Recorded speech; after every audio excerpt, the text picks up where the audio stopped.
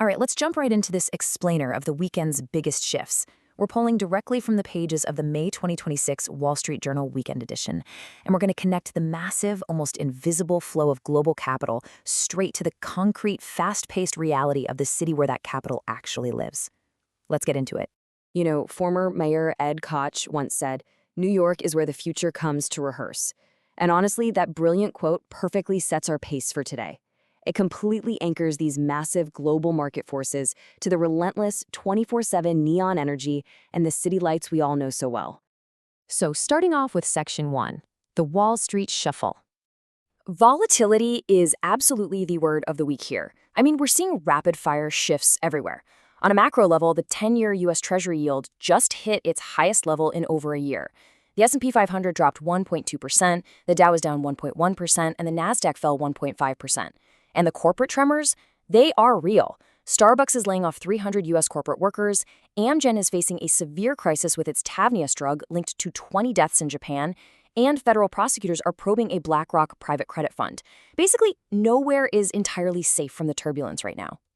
Now, $2.6 billion. That is a massive number, right?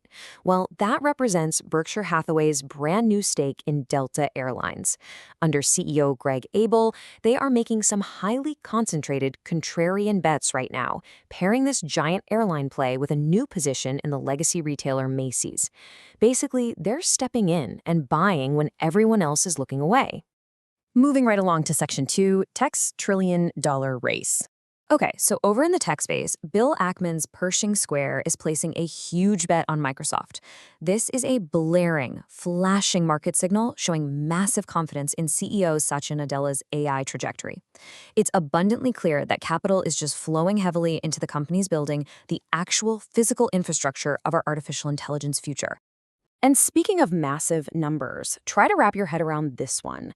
$900 billion. That's the mind-blowing valuation AI firm Anthropic is eyeing as it looks to raise over $30 billion ahead of a highly anticipated IPO. To put that into perspective for a second, that valuation makes this single company worth more than the entire GDP of countries like Switzerland. It's just wild. And the mega valuations just keep pushing right up into the stratosphere. SpaceX is aiming for a June 12th IPO, looking to raise a cool $80 billion. The sheer velocity of capital leaving traditional markets and just rocketing into tech right now is completely redefining the global economy as we know it. All right, let's zoom out a bit for Section 3, global tides and turbulence. So, following President Trump's state visit to China, both nations publicly hailed a so-called reset in relations. But beneath the choreographed handshakes, some pretty deep differences remain. Both sides are signaling completely different definitions of what a reset actually looks like in practice. A lot of this dynamic is being fueled by President Xi's industrial policy of everything. And make no mistake, it's not just about manufacturing cheap goods anymore. It's an aggressive, state-backed push to control the top-to-bottom global supply chains of the future.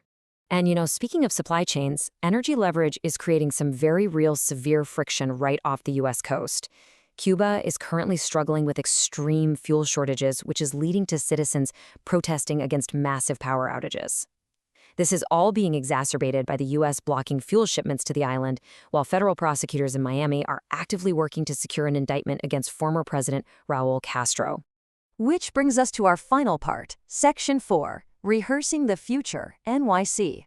Let's bring all these massive global forces back down to earth, right onto the concrete streets of New York City. Down in the financial district, history and luxury are actively colliding. It's no longer just a place for daytime trading, it's becoming a highly refined refuge. The new Wall Street Hotel has sprung up right on the 1793 site of the historic Tontine Coffee House, which, believe it or not, was the original social hub of 19th century Wall Street. It's amazing to see how these old bank buildings from the Gilded Age in the 1930s are breathing entirely new life into the neighborhood streetscape. You've got Conwell Coffee Hall opening up inside a former trust company with these soaring 1930s Diego Rivera-style murals. Then there's the Paris-based Printemps department store opening inside an Art Deco bank at One Wall Street and the warmly lit Red Room Bar. They are literally turning the engines of old cutthroat finance into breathtaking hospitality. Moving uptown amidst the dense, screeching traffic of the ultimate concrete jungle, Central Park remains the absolutely vital lungs of the city. And right now, it's getting a major capital infusion of its own. Because the beloved boathouse is officially back. Revived in 2024, this historic 1954 fresh air dining sanctuary on the iconic lake has been fully restored. It really proves that even in a city so obsessed with the digital future and AI, there's still immense value in analog experiences, like dining right by the waterline or renting a rowboat, exactly as New Yorkers have done for decades. Even the majestic commuter palace of Grand Central Terminal is evolving. Visitors can now escape the massive crowds below to dine at Palladino's on the north and west balconies, eating in the grand style of a Gilded Age robber baron. Or you can step into the breathtaking 400-seat Grand Brasserie in Vanderbilt Hall, which features these incredible 55-foot ceilings and gigantic chandeliers. The physical infrastructure of travel is actually becoming a destination all on its own. So all of this leaves us with a pretty fascinating final thought.